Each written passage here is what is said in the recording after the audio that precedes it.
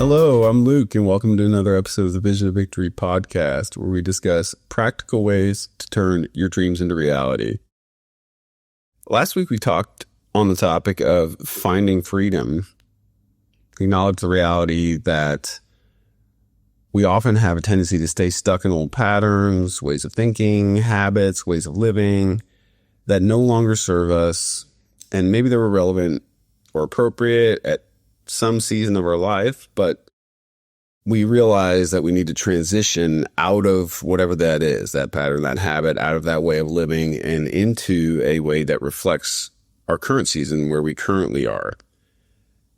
And with that, I want to spend the next several weeks discussing the topic, discussing one area each week where we can find freedom. So we don't want to stay stuck. We want to find freedom. And I think some of these areas might hopefully prompt you to think outside the box of maybe an area that you didn't realize that you needed or wanted freedom. And so the first one that I want to do today is the freedom to hope. And if you've ever been in a dark place in your life, dark season, whether that is reflecting maybe external circumstances. I've shared this many times, from my own life. I went through a season where my dad had just passed away from cancer, just gone through a divorce, was drinking all the time, and I was just depressed. Very just dark place, really externally, and then of course internally as well.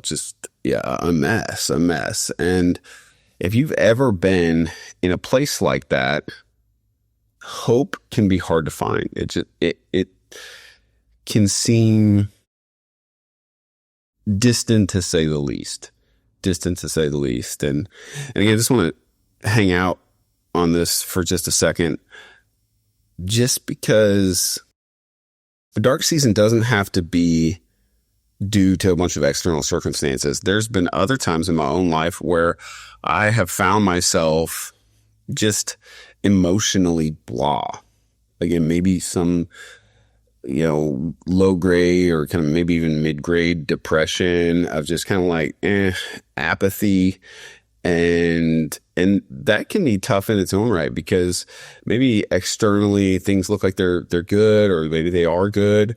But we want to be able to acknowledge that we're in a place emotionally or mentally, whatever it is, that's not great. The only way to, address something is to first acknowledge that it's even there, or that it's even a thing. And so I hope this is maybe permission for somebody. If you're in a season of life where you just, again, maybe you have some external circumstances that are prompting this, or maybe a lot of it's just internal. It's okay. It's okay. We all go through that, and we all go through it multiple times in life, which is one of the reasons I really want to hang out on this topic of freedom, and then again, specifically today on hope. And so I think in order to talk through what hope is and how we find it, particularly in a dark season, we need to talk about what it's not. And I want to address the lie of hopelessness. And it is a lie. And the lie is this: hopelessness is the lie that it will always be this way. That whatever you're dealing with, whatever you're feeling, kind of that depressed state, whatever it is, that it can't or won't be different. That's just the way it is. Again, I have felt that in my own life. And speaking from personal experience, that is a lie, because that's not true. I have gotten on the other side of that, and you get vitality back, you get meaning and purpose and all those things. So it's a lie that it will always be this way. And the other lie hopelessness tells us is that I'm the only one. Some version of nobody else understands, nobody else would understand, nobody else feels this way. That also is just crap. It's just not true. And if you ever want to find out how not alone you are, just open up to somebody that you trust. I promise you'll get something like, oh, me too. Let's talk about it. I mean, we all experience these feelings, and the worst thing we can do is not be real about it and not talk about it. So again, hopelessness is the lie that it will always be this way, or that I'm the only one feeling this way and nobody else would understand. Okay, so what's hope? Hope is a confident expectation for a desired outcome, which begs the question, if we're in a dark place, what is the desired outcome? maybe you think it sounds obvious, like, well, obviously, if I'm in a dark place, I want to not be in a dark place. Okay, but what does that look like? What does that look like? And I want to give you 3 things that I believe if we have and pursue these 3 things, we will inevitably, hope will be the result. Hope will be the result. The first is meaning. And meaning can look like a lot of different things, but I believe that we're all created in a very specific and unique way. Fortunately, we all have things in common too. So, again, talking about hopelessness, we can relate to each other. However, you are uniquely created with a set of gifts and your personality traits.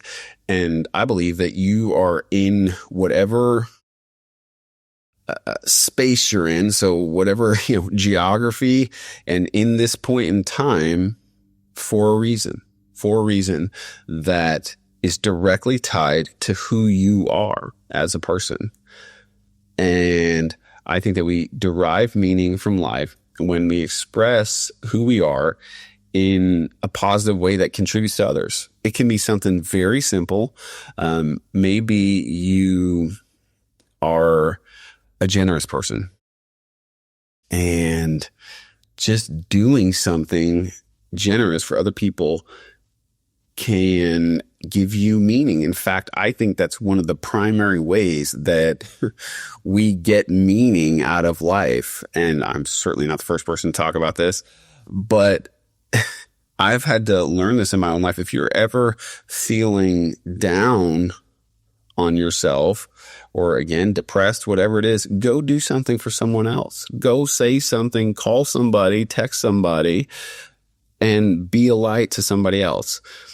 Those are little things, but you can, I would say, incorporating into your life, maybe even bigger ways that you get to be you in a way that is positive and contributes to others. That could be in your work or in a hobby or whatever it is, but find an environment that allows you to, again, be you and do things that you enjoy doing that also maybe bless and contribute to others. And if you don't know where to start by sending a nice text to somebody.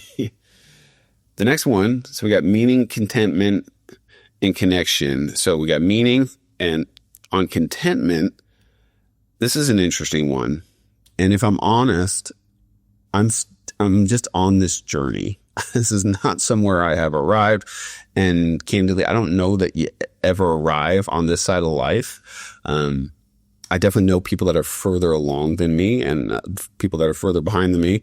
But I'll speak to it from where I am and then what I see in people that are further ahead than me. So contentment, I believe, comes from being at peace with yourself. It also comes from being at peace and in connection with God or higher power. And finally, it comes by meaningful connection to people. So again, peace with yourself, connection to God, and connection with other people. How do we get at peace with ourselves? This is a tricky one. I've talked about this in different episodes in, different contexts, but I would say simply by living out your values. Do you live in such a way that reflects what you believe is important. And we become anxious and stressed and all these other things when we do not. Now, there can be other contributing factors, but I would say the largest factor to not being at peace with ourselves is simply because where we spend our time, money, energy does not reflect what's actually important to us. And so, for me, it's very important to me that I spend quality time with my kids. It's very important to me. And and there have been times, I'm not proud to say, there have been times where I've chosen to do something that, I could have done something with my kids in this situation, or I, could do this other thing that was maybe just a fun thing that I want to do myself. And I chose the other thing, and I hated the way it made me feel. I knew I should have just done that with my kids, and I didn't. And so today, I don't get it right all the time, but I'm very intentional. I'm very intentional because it is a very high value to me to spend quality time with my kids. And so when I'm in alignment, that makes me feel peaceful. When I do something that is contrary to that, again, like I just described, it makes me feel anxious, stressed, uneasy. And so the biggest or easiest way to be at peace with yourself is to live out your values. And then again, getting connection with God or higher power, whatever that looks like for you, developing a spiritual life is so critical. Yeah, I could not possibly overstate the importance of this. I don't think that there is such thing as contentment and peace in this life outside of this. I really do not. There's too much mess in life. Life is messy. As people, we're messy, and life is challenging. Look, life is hard, and we will again all find ourselves in dark seasons in different areas of our life. And I think that developing a spiritual life, which I believe whatever that journey looks like for you, I think it will ultimately lead you to God and a recognition that we are created for a reason and a purpose, and that there's more to life than just what meets the eye. So you got to get at peace with yourself. Need to foster a spiritual life and connection with God, and you got to have people around you who you can be yourself with, and have meaningful connection with people. I think if we do those three things, you get a shot at contentment. You really do. And again, I don't know that we ever arrive there all the way in this life, but if you want to maybe alleviate some of that feeling of this constant striving, going after this, going after that, and find some internal peace and contentment, I think this is how you do it. You get at peace with yourself, God, and people. So the last item here is connection. And again, kind of parlaying from the contentment piece. Do life with people you can be yourself with without judgment, and also who can speak life into you. In other words, you got to have connection with people who you can just be real with. You just be real with, they can be real with you. You care about each other, you take care of each other, tell each other the truth when it's uncomfortable, and you don't judge people. You don't judge your friends for their mess because you have a mess too, right? So again, if we're trying to find hope in a dark place, we got to find meaning, we got to find contentment, and we got to find connection. And I just want to say this, no matter where you're at, whatever dark season you might find yourself in, whether it's apparent to those close to you or nobody knows, hope is available. Hope is available. And it's available because you can find meaning, contentment, and connection. That is available to all of us. I don't care where you are. I don't care how dark your life is. All of those things, if you're breathing, you're alive, you can find hope in finding a life worth living.